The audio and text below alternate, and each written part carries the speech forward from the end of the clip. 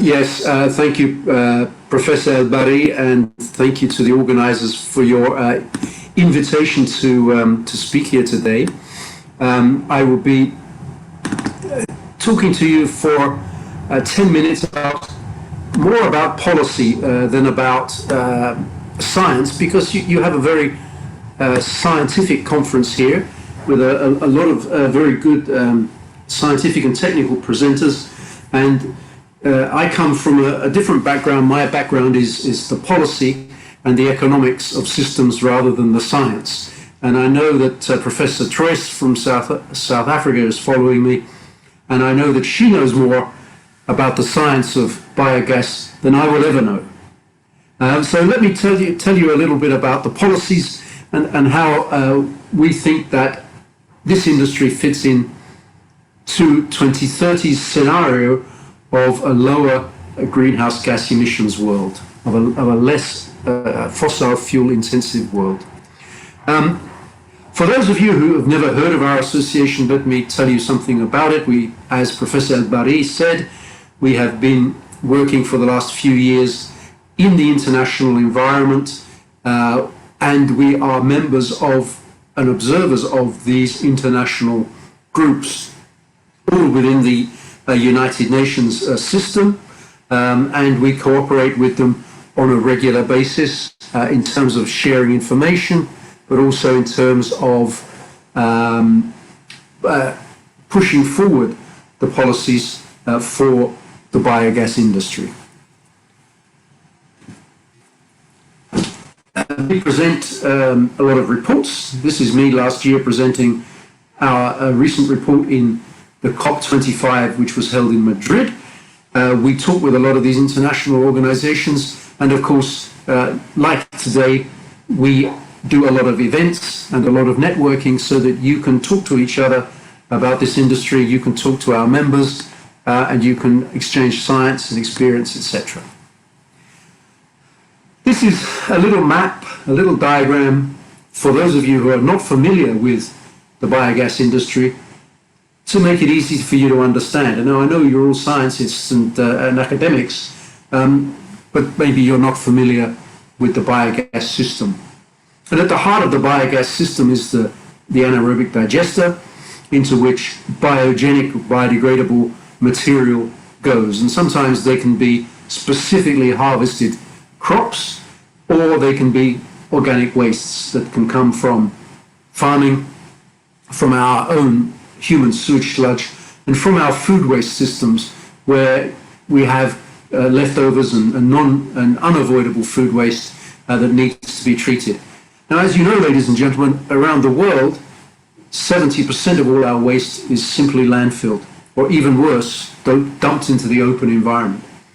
And organic waste, biogenic waste, is creating enormous methane emissions through that dumping.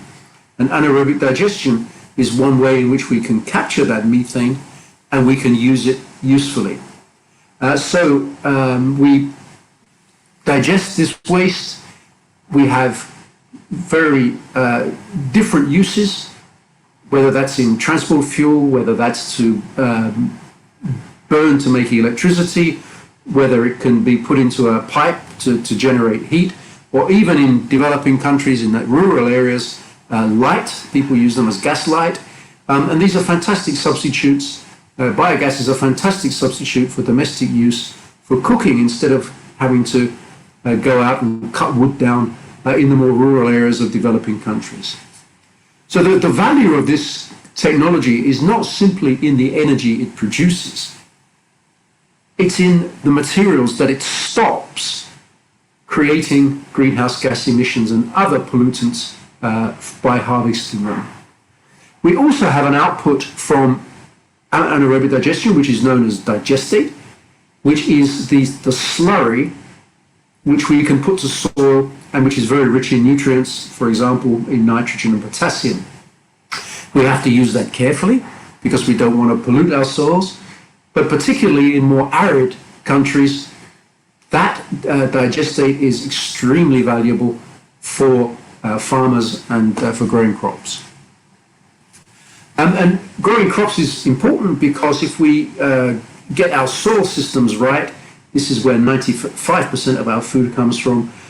And if we get our soil systems right, then we have a healthy planet, and we are healthy on that planet.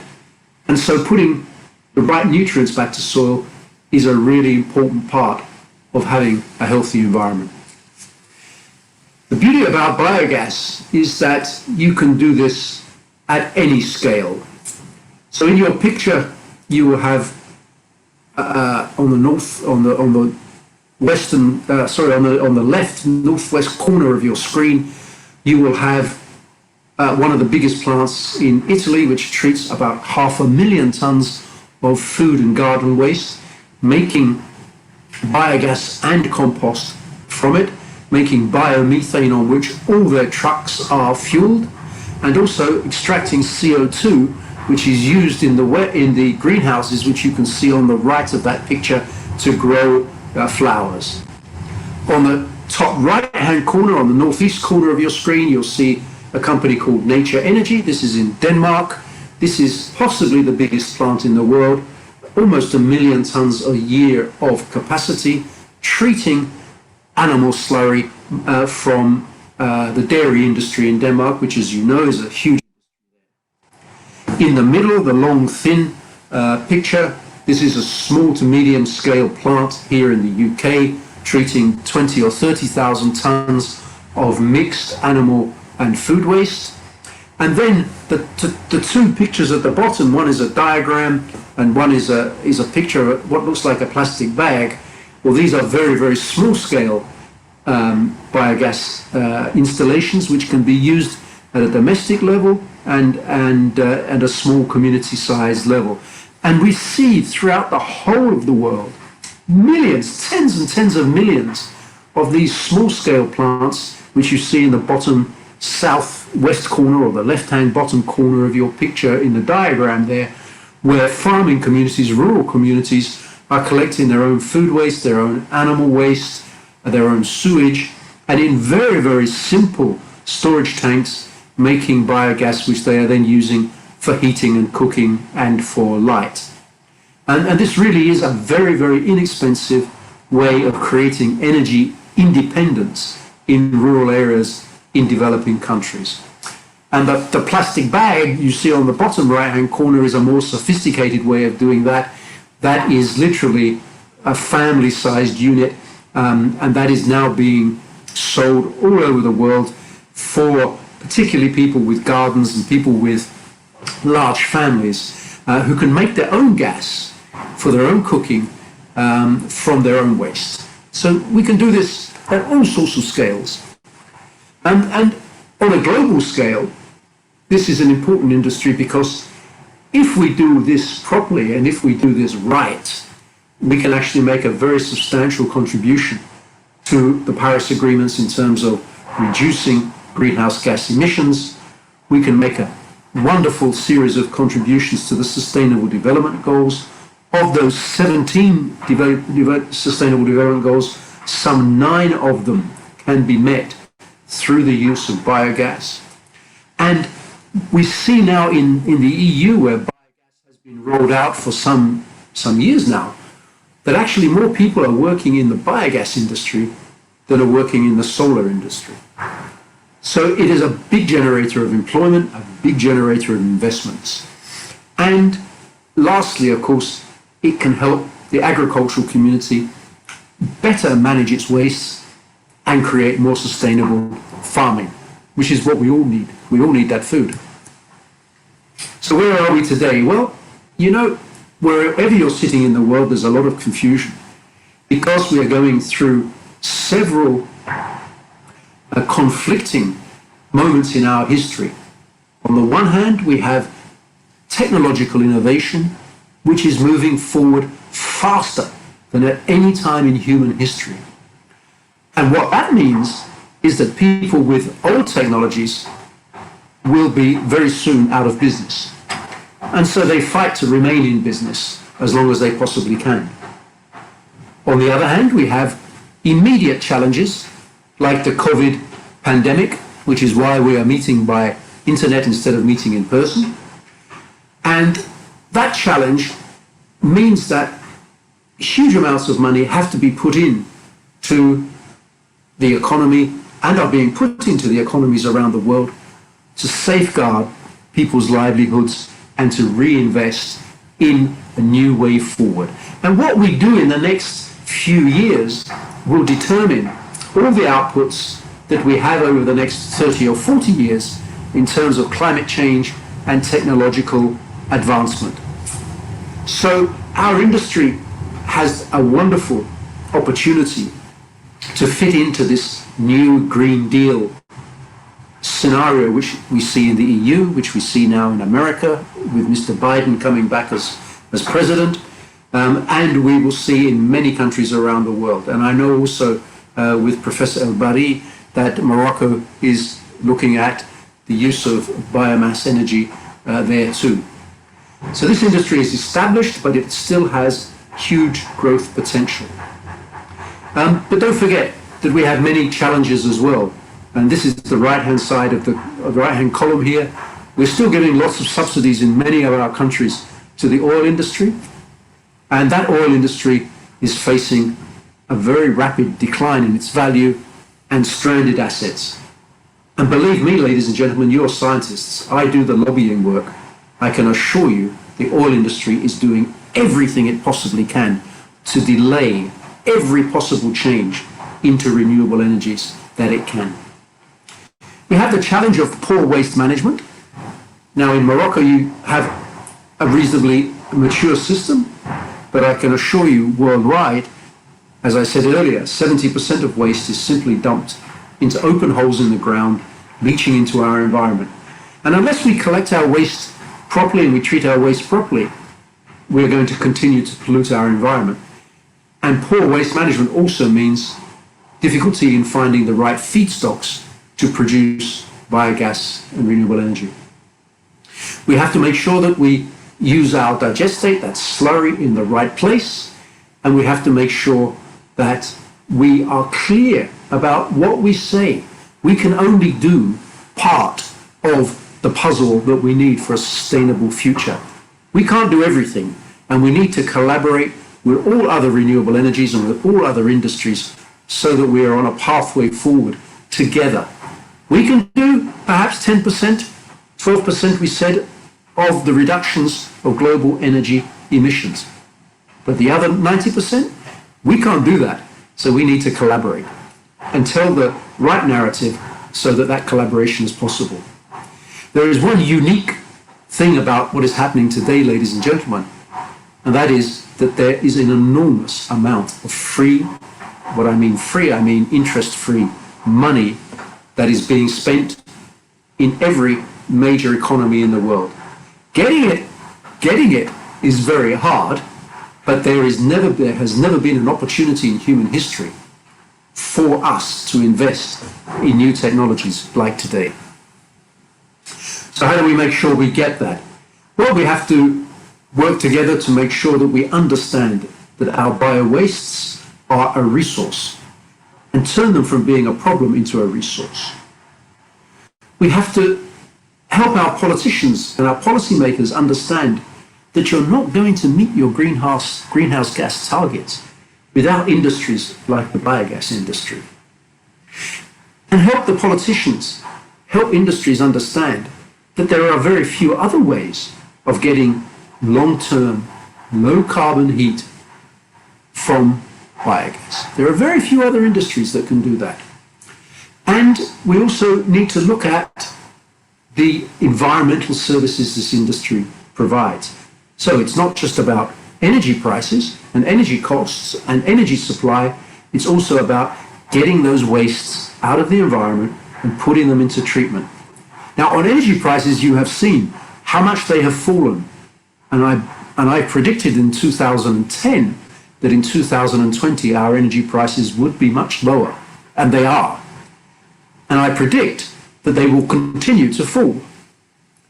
Okay, so making electricity and making energy with biogas will never compete on the energy market, but we have to make sure that it gains the financial recognition of all the other services which the industry provides in waste management.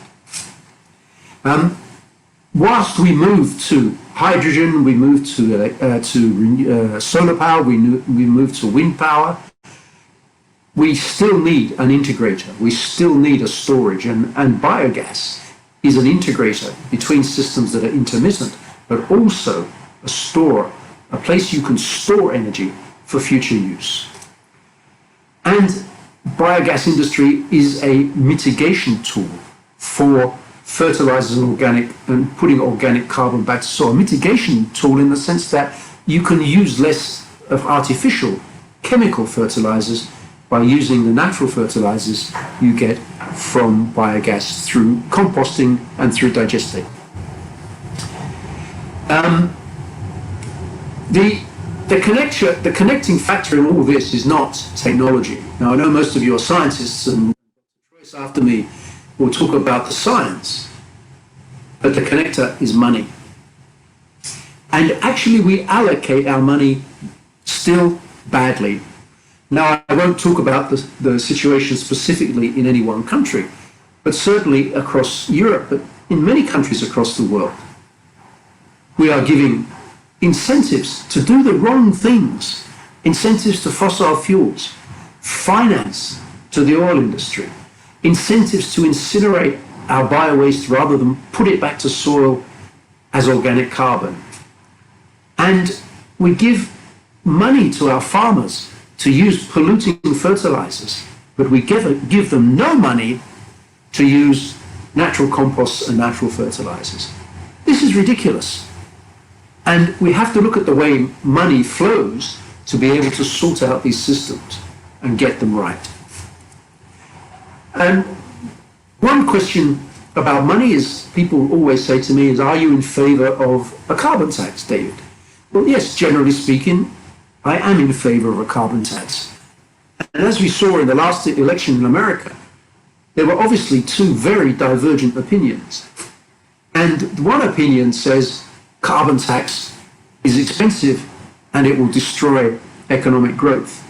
And another opinion says that carbon tax will drive innovation and cleaner energy. Well, this is the graph from Sweden. And why Sweden? Because Sweden has the highest carbon tax in the world, $126 a ton. Can you imagine? I think people at ExxonMobil would have a heart attack if they see this. The $126 a ton has not stopped Sweden growing. It has reduced its greenhouse gas emissions, as you see, by 26% over a 30-year period, and at the same time, the economy has grown by nearly 80%. It needs to be done intelligently. Poorer populations need to be protected. There needs to be a long-term plan, but carbon tax can drive innovation and can drive energy innovation and greenhouse gas reductions.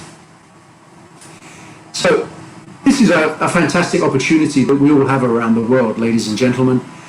We have net zero declarations on greenhouse gases in Europe, Great Britain, where I live, China, Japan, and Korea have all committed in the last few weeks to net zero targets in 2050 and 2060. The Biden administration in the United States, you will see, will go back into the Paris Treaty and will commit to a target as well. And the challenges we have now in terms of climate change are now. They're not tomorrow. Particularly if you are living in North Africa, you see this change happening. You see the hotter summers, you see the lower rainfall, you see the desertification. We have to fight this now. Not tomorrow, it's too late tomorrow. And we have the money there and we have the technology there to fight this now. In the EU, in 2023, every household and every business will start to have obligatory bio-waste collections. Now, where is that bio-waste going to go? It's 50 million tons just across Europe. Well, a lot of it is going to go to biogas and a lot of it's going to go to composting. So let's start getting ready and let's build for it now. This is a fantastic opportunity. If we don't grasp it, there may never be a better one. And so we have to come together and collaborate. Science, industry, finance, and politicians together to build a better future for our children. Now, there's two things that I want to leave you with to read or to watch. One is a little book that I wrote up there on the top left corner, in which we talk about all these challenges and the ways in which everything is connected through money and how we can face the future more optimistically by sorting that out. And another one is this wonderful film you can find on Netflix called Kiss the Ground, and it tells you the story about how important the replenishment and the regeneration of our soils is for all the challenges we have. As the film says, the solution is right under our feet. And our biogas industry, working with the composting industry and working with farmers, can help contribute to that more sustainable future that we all want. I thank you very much, ladies and gentlemen, for listening to me, and I am here for questions. Over to you, Professor El-Bari.